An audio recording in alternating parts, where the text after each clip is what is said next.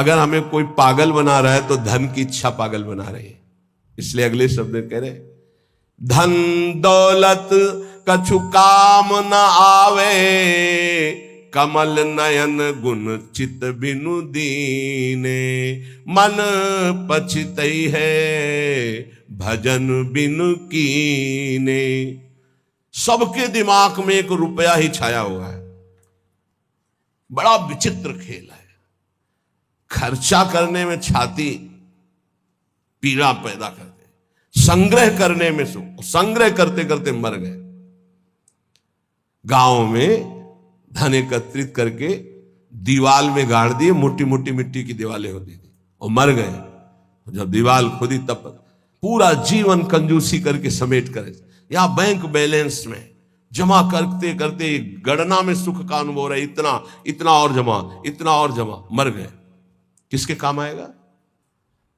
क्यों नाम रूपी धन एकत्रित ना कर पाए? क्यों धन के द्वारा गौ सेवा, साधु सेवा, समाज सेवा, नाना प्रकार की भागवतिक सेवाएं, ये क्यों नहीं लाभ ले पाए?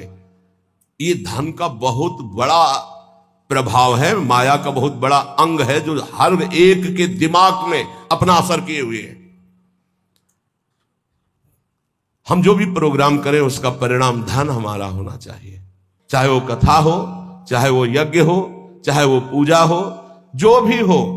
कोई बिरला ऐसा करता है जगत में, ऐसा नहीं कि नहीं है, कोई बिरला ऐसा करता है कि इसका फल हो श्री कृष्ण प्रेम लक्षणा भक्ति। है, ऐसा नहीं कहते कि नहीं है, पर सबके दिमाग में एक यही है कि जो मैं कर रहा हूं उसका परिणाम अच्छी धनराशि मिलना। इसलिए यहां कह रहे कि पछताओगे बाद में। क्या पछताओगे? अरबों रुपया बैंक में जमा करके पधार गए, वो भारतीय बैंक का वहीं रखा हुआ है, आपकी केवल जीवन की श्वासें नष्ट हो गई। बस आसक्ति उसकी आपकी दुर्गति कराएगी। जीवन का समय आपको उसके संग्रह में गया, कुछ हाथ नहीं लगा।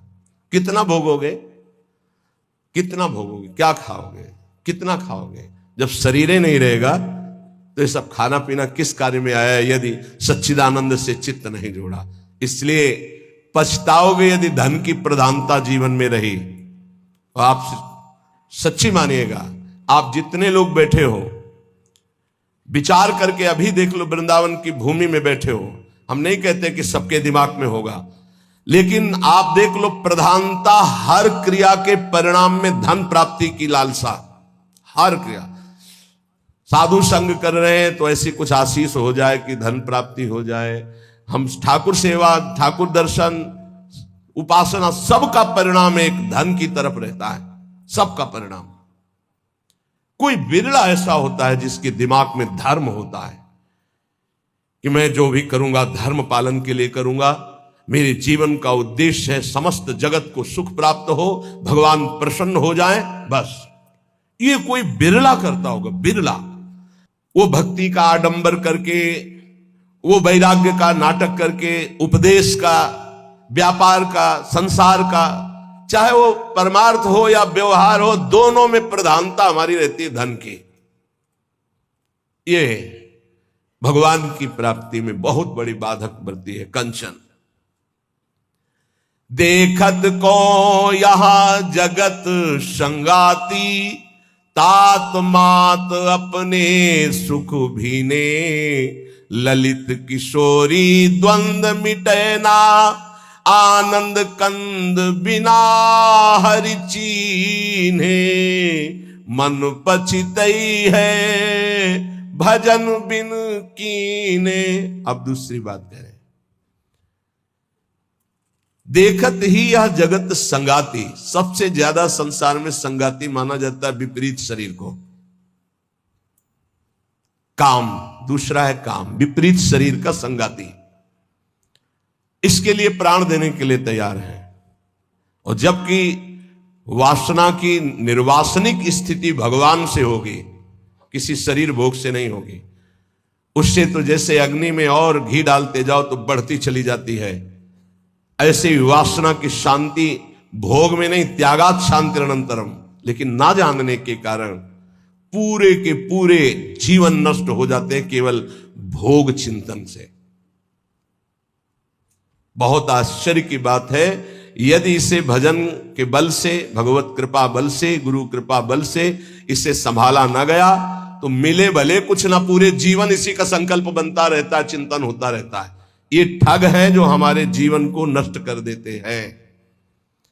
कामिनी के संग की लालसा भगवत प्राप्ति नहीं होने देती। जैसे पहला था धन की प्राप्ति की लालसा, ऐसे ही जितना भी धन कमा लो, जितना भी सब कर लो, अंदर एक लालसा बनी रहेगी भोग भोगने की।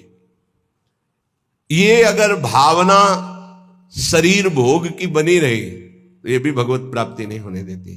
कितना भोगोगे, कब तक भोगोगे? जब शरीर ही छूट जाएगा तो कौन तुम्हारा साथी होगा? बहुत विचित्र बात है, बहुत विचित्र बात है। देखत को यह जगत सगाती, इस संसार में केवल देखते देखते पूरा जीवन हो गया, कुछ नहीं देख पाए। 50 साल के हो गए, 40 साल के हो गए, भोगते भोगते जीवन व्यतीत हो, कुछ नहीं भोग पाए। क्या है? असंतुष्ट, वासना। इसी तरह से जितने संबंध हैं सब धोखे के संबंध हैं। उनमें यदि भगवत भाव करके नहीं जिए तो वो बंधन कारक है, धोखे में समय गया। पहला दिमाग में धन रहता है, दूसरा दिमाग में भोग रहता है, और जो इनको थोड़ा दबा पाया भजन से तो तीसरा दिमाग में रहता है हमारे यहां नाम हो जाए, लोग याद रखे। किसको लोग याद रखते हैं? भगवान को याद नहीं करते, तुम्हें याद करेंगे। भगवान को नहीं याद करते, जिनके याद करने से कल्याण हो जाता है, तो तुम्हारे को कौन याद करे? बोले यार कुछ तो ऐसा हम कर जाएंगे। कितने का कर जाओगे? क्या कर जाओगे? अरे जिन्होंने अनंत ब्रह्मांड बना दिए उनका नाम नहीं ले रहा तो तुम एक दो महल बना दोगे, एक दो पौशाला और अस्पताल खोल दोगे, तुम्हारा नाम चलेगा? श्री कृष्ण ने अनंत ब्रह्मांड बनाए, सब थोड़ी नाम जप कर रहे हैं उनका। तुम्हारा कौन नाम जप करेगा कि भाई बहुत यश कीर्ति की आखिरी चाह। इसीलिए कह रहे हैं कि ललित किशोरी द्वंद्व मिटे ना, आनंद कंद बिना हरि चीने, मन पछित है भजन बिन कीने। थोड़ा समय रह गया है। जितने सत्संग सुन रहे हो इतना समझ लीजिए, अब हमारे जीवन का थोड़ा समय रह गया है। अब तो जाग जाओ, इन 3 में सोना बंद कर दो। ललित किशोरी जी कह रहे हैं ये जो धन की लालसा, अरे बोले तुम तो बाबा जी हो, तुम्हारा चल जाएगा, हमारा गृहस्थी में बहुत जरूरतें हैं, धर्म पूर्वक कर्तव्य कर्म करो, उससे जो मिल रहा है संतोष धारण करते हुए अपनी स्थिति के अनुसार ब्याह बरादी जितने कार्य हैं सबका होता है सृष्टि में। आज दुख पाया जा रहा है अपनी स्थिति से हटकर करने पर, आज दुख पाया जा रहा है केवल प्रशंसा के लिए करने पर। अगर आपकी स्थिति गरीबी की है तो आप किसी गरीब वर्ग को ढूंढिएगा, आपकी पुत्री सुखी रहेगी। ये भ्रम छोड़ दो कि थोड़ा हमसे बड़ा धनी हो, बहुत हानि हो जाएगी। अगर आपकी स्थिति है और अपनी स्थिति के घर में बेटी का ब्याह करोगे तो बहुत सुखी रहोगे। अगर अर्थ की प्रधानता रखकर बेटे का ब्याह करोगे तो दुखी रहोगे। देख लेना, परिणाम में देख लेना। इसलिए धन के लिए तुम इतना व्याकुल मत हो, कर्तव्य कर्म करो, जैसी परिस्थिति उसके अनुसार चलो। भोग के लिए इतना व्याकुल न रहो। जो धर्म पूर्वक पाणी ग्रहण किया है, भगवान की पूजा की भावना रखकर उसका, तो आप उससे मुक्त हो जाएंगे। नाम चिंता मत करो, नाम जप करो तो तुम्हारी विमल कीर्ति यहां नहीं भगवान के दरबार में होगी। ये मम जन है, ये मेरा जन है। जैसे अम्बरीश जी की चर्चा भगवान के दरबार, भक्तों के यहां भगवान की जैसे चर्चा होती, ऐसे भगवान के दरबार में महाभागवतों की चर्चा। इतना नाम जप करो, इतना ठाकुर सेवा करो कि भगवान अपनी सभा में आपको याद कर ले। इससे बड़ी क्या बात होगी? त्रिभुवनपति की सभा में तुम्हारा यश गाया जाए। जग जाओ। अगर अभी नहीं जगे तो फिर अब जगने का समय नहीं है, जगाया जा रहा है। ये सत्संग है मोह निद्रा से जगाने का। यहां तुम जिससे और किसी से प्रीति करते हो वो तुम्हें सुला देगा, जगाएगा नहीं। मोह भरे वचन बोल करके मोह भरे कपट भरे वचनों को सुनने में बहुत अच्छा लगता है, लेकिन जब अध्यात्म और सत्य के वचन तो ऐसे लगते हैं बहुत कड़वे। मुंह मीठा भीतर कपट, पर्दा रहे है बास। मुंह में मीठा बोल रहे, हृदय में कपट है, वहीं पर्दा लगाए भगवान बैठे वहीं देख रहे। जो शतमार्ग के पथिक है उनकी जबान में भले तुम्हें कड़वाहट लगे, लेकिन हृदय बहुत मीठा है और बेपर्द होकर भगवान वहां से बोल रहे, पकड़ पाओ तो पकड़ लो। गोला मारे ज्ञान का संत सिपाही कोय, उत्कट जिज्ञासु बने तो अजब उजाला होए। अजब उजाला होए अंधेरा सब ही नासे, अंतर्मुख हो लखे आत्मा अपनो भाषे। कहे निर्भयानंद होए जिज्ञासु भोला, और जब संत मिले सिपाही तो ज्ञान का मारे गोला। अगर भगवान का पार्षद कोई संत जो विशुद्ध स्थिति में है, उसके वचन क्या करते हैं? वो गोला का काम करते हैं। बोले ऐसा ज्ञान का गोला माला कि काम क्रोध लोभ मोह मद मत्सर सब मर गए और दिव्य प्रकाश हो गया हृदय में। गोला मारे ज्ञान का संत सिपाही कोई, उत्कट जिज्ञासु बने और अजब उजाला होए। अगर संत वचन सुन लिए तो अमोघस से खाली नहीं जाते हैं, ये तुम्हारे जीवन का परिवर्तन कर देंगे। बस आपको जरूरत है उन शब्दों को पकड़ने की। जिस समय अंतर्मुखता बढ़ने लगे, आपको अपने दोष दिखाई देने लगे, जान लेना संत वचनों का प्रभाव शुरू हो गया है। अंतर्मुख हुए लखे, अपने दोष दिखाई देने लगे, मेरे में ये कमी, मेरे में ये कमी, हे भगवान ये मेरी कमियां कैसे दूर होंगी? तो जान लो संत संग का प्रभाव आपके ऊपर पड़ रहा है।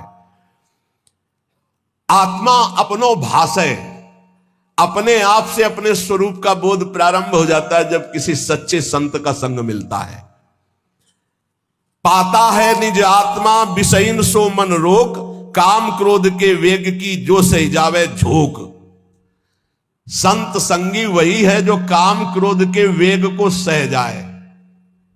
काम आया सह गया, क्रोध आया सह गया। हमें देखते हैं कि काम क्रोध को सहने की तो वृत्ति साधक में है, लेकिन ईर्ष्या को सहने की शक्ति नहीं है। वो जहां ईर्ष्या करता है, दूसरे से निंदा करने लगता है, तो फिर उसकी काम क्रोध की शक्ति बढ़ जाती है और वो सहन करने में असमर्थ हो जाता है। अहम मैं जितेंद्रिय हूं और ईर्ष्या दूसरे की उन्नति देखकर डाह होना, जलन होना, जहां आया तो फिर वो वही परास्त हो गया जहां जीत रहा था। इसको पकड़ना। गुरु कृपा से काम और क्रोध पर विजय प्राप्त करने की योग्यता साधक में आ जाती। बहुत शीतल हृदय होने लगता है, लगता है क्या कुछ नहीं। और जहां उसके अंदर ये अहम आया और दूसरों को देखकर जलन होने लगी, अपने में अहम आने लगा, वहीं उसकी सामर्थ्य घट गई और वो उसी विषय के लिए रोने लगा। काम क्रोध आदि उसको परास्त करने लगे। समझना, इस बात में आध्यात्मिक चर्चा है जिससे आपको परम पद मिल जाएगा।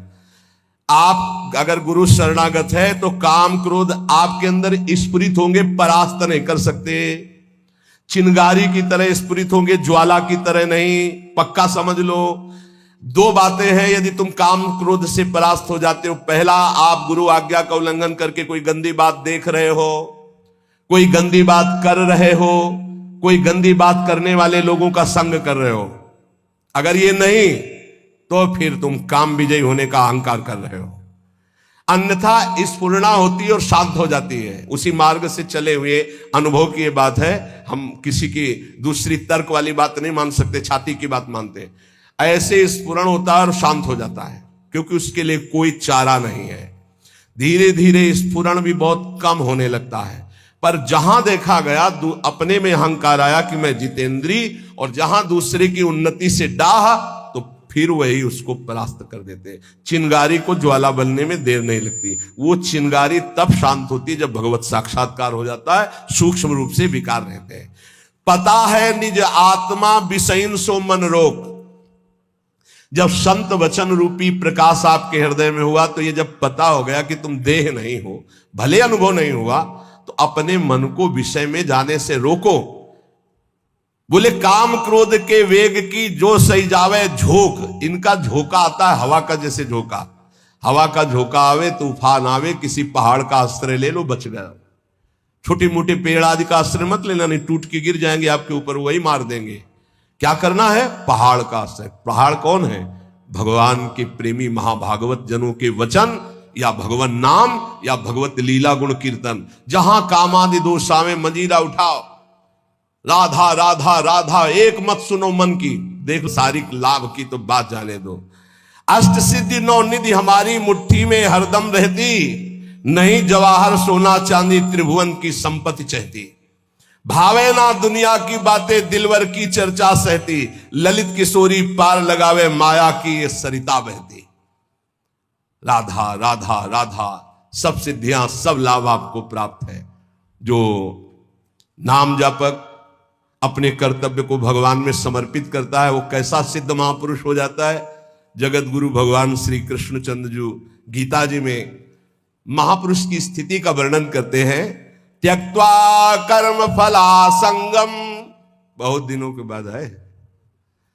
त्यक्त्वा कर्म फला संगम नित्य तृप्तो निराश्रयः, कर्मण्यभिप्रवृत्तोपि नैव किंचित करोति सः। इसीलिए बीच बीच में रुक जाता है कि बहुत स्थिति का ऊंचा वर्णन यहां है, और उसके लिए कुछ साधना चाहिए। जब तक अच्छी साधना नहीं होगी तो सिद्धावस्था को समझ पाना बड़ा कठिन होता है। और ये भगवान की वाणी ऐसे अर्थ पढ़ लेना तो अलग बात है, उसको समझना। त्यक्त्वा कर्म फला संगम नित्य तृप्तो निराश्रया। देखो पहले एक एक शब्द में डूबा जाता है। शास्त्रों का मनन कैसे होता है? निराश्रया, किसी का भी आश्रय न हो। सिद्ध पुरुष कैसा होता है? निराश्रित होता है, एकमात्र अपने स्वरूप में स्थित या भगवान में स्थित, सब अन्य आश्रय रहते। और यहां एकमात्र भगवान ही का आश्रय नहीं और सब आश्रय है। देख लो अंदर से। सिद्ध पुरुष कहता होता है नित्य तृप्तो, कभी कोई चाह ही नहीं होती। जैसे गले तक छका हो फिर उसको कुछ भी नहीं। नित्य तृप्तो। त्यक्त्वा कर्म फला संगम, किसी भी कर्म की कोई भी फल की आशा नहीं रहती। कर्मण्य भी प्रवृत्तोपि नैव किंचित करोति सः, अच्छी तरह कर्म करता हुआ भी वो किसी कर्म का कुछ फल नहीं चाहता। स्वाभाविक केवल भगवत प्रेरणा से कर्म हो रहे हैं, उनके कोई फल की इच्छा नहीं, क्योंकि जो सब कर्मों का परम फल है वो भगवान का साक्षात्कार उनको प्राप्त हो गया है। ये सिद्ध पुरुष के लिए श्लोक गाया गया है।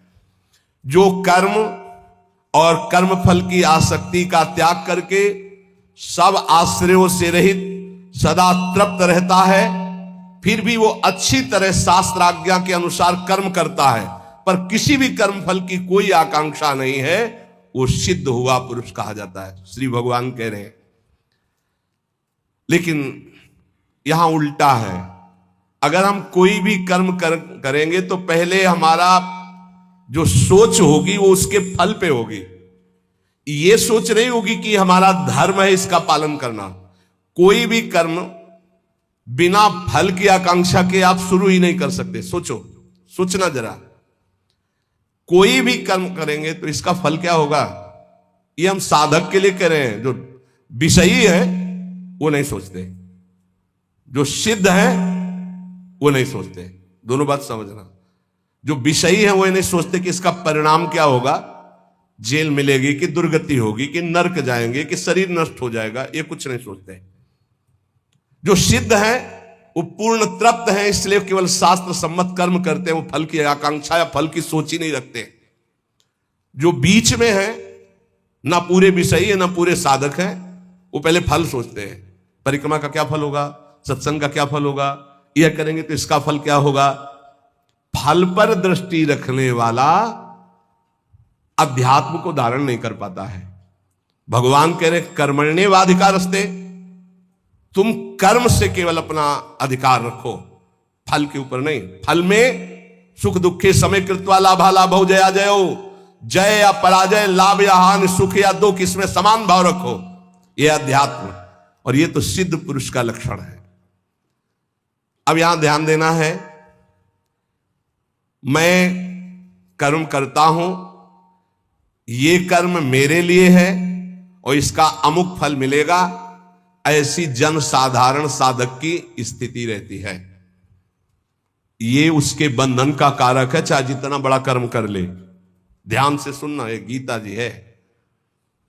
ये मैं कर्म कर रहा हूं, इस कर्म का मेरा ये फल होगा, वो कर्म फल का और कर्म कर्ता बनने के कारण चाहे जितना ऊंचा कर्म करे वो बंधा ही रहेगा, मुक्त नहीं होगा।